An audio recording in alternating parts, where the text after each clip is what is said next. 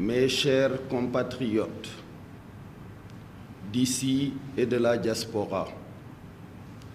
les graves troubles à l'ordre public intervenus ces derniers jours dans notre pays, avec leur cortège de drames et de préjudices infligés à de paisibles citoyens et à des hôtes qui ont choisi d'investir et de vivre chez nous, procèdent du refus d'un citoyen de se soumettre à la justice de son pays, devant laquelle il a été attrait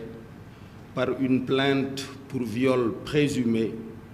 déposée par une autre citoyenne d'égale dignité et d'égal droit. Je voudrais présenter mes condoléances aux familles des victimes, ainsi qu'à l'ensemble du peuple sénégalais, et convoiter d'Allah qu'il les accueille dans son paradis le plus élevé. J'exprime toute ma solidarité et toute ma compassion à l'endroit des compatriotes et hôtes qui ont subi des dommages dans leurs biens et dans leurs personnes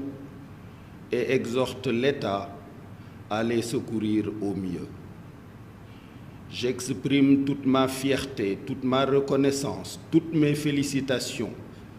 à nos forces de sécurité et de défense, les meilleures au monde, pour leur professionnalisme, leur courage, leur sens de la mesure et de la responsabilité qui ont permis de contenir des assauts d'une violence inouïe avec une admirable maîtrise. Conformément à la recommandation prophétique faite à tout musulman d'être solidaire de son frère qui subit une épreuve, qu'il ait raison ou tort, je voudrais exprimer ma solidarité à mon jeune frère Ousmane Sonko, frappé par une terrible épreuve. S'il sait que les accusations portées à son endroit par la citoyenne Adji Sarr sont infondées et ne sont que le résultat d'un complot ourdi contre sa personne, je l'invite à faire ce que je fis en son temps, c'est-à-dire déclarer solennellement devant Dieu et devant les hommes que d'ici à l'extinction du soleil, aucune preuve ne viendra étayer les dites accusations. S'il ne le peut pas, je lui recommanderai alors de se repentir, de demander pardon à sa famille, à ses militants et au peuple sénégalais, et d'accepter avec dignité les conséquences des actes posés. Depuis le 1er novembre 2020, à partir de ma station de président du Conseil économique, social et environnemental, j'observe de façon privilégiée et au quotidien les activités de son Excellence, Monsieur le Président de la République. Je l'ai vu se battre de façon titanesque pour que le peuple sénégalais soit parmi les premiers en Afrique à recevoir le vaccin, même au prix d'efforts budgétaires incommensurables. Je l'ai vu plaider avec autorité auprès de ses collègues du G7 pour que la solidarité internationale à l'endroit de l'Afrique soit à la hauteur des enjeux pour venir à bout de cette pandémie qui révèle notre commune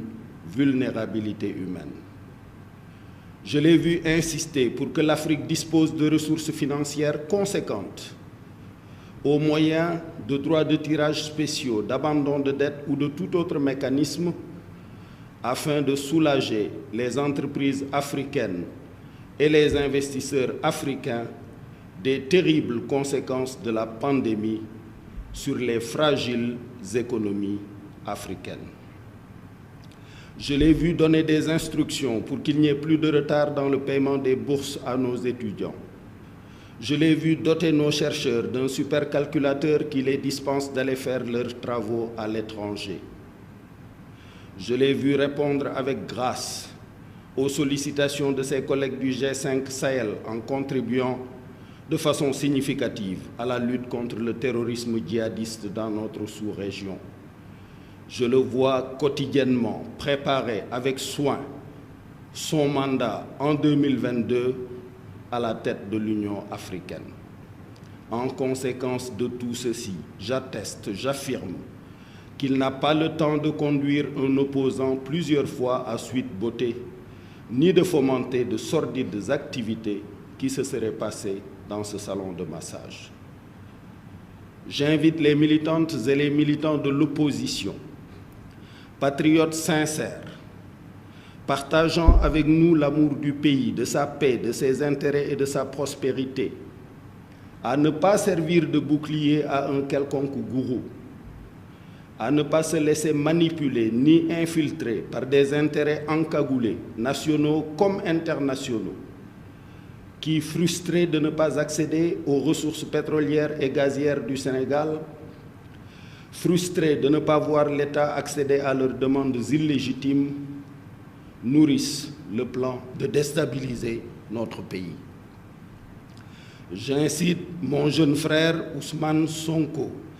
directement ou à travers ses conseils, à s'adresser à ses partisans pour les inviter à cesser toutes activités insurrectionnelles, de pillage ou de déstabilisation du pays. S'il le fait, j'accéderai alors aux nombreuses demandes à moi adressées, dont celle de notre compatriote Alioune Tine, membre éminent de la société civile africaine, d'entreprendre une médiation politique pour le retour rapide au calme. Je sais bénéficier auprès de son Excellence, Monsieur le Président de la République, d'une écoute attentive et respectueuse qui me fait espérer des résultats positifs pour cette médiation, le cas échéant. Aux autres manifestants qui n'ont rien à voir avec l'affaire Sonko Adji Sarr, mais qui sont également nos fils et nos filles, nos nièces et nos neveux, je veux dire ceci. Nous comprenons vos souffrances et votre mal-être, dus au manque d'emploi et aux difficultés de toutes sortes engendrées par la pandémie, notamment dans cette deuxième phase où l'État n'a pas pu dégager 1000 milliards comme dans la première phase pour venir en aide aux familles et soulager les souffrances. Sachez que ces souffrances et ces difficultés que vous vivez nous pèsent autant qu'à vous. Le président de la République est quotidiennement engagé à y trouver des solutions, car lui comme moi savons que c'est notre devoir, comme nous le faisons avec nos propres enfants, de vous nourrir contre la faim et de vous rassurer contre la crainte.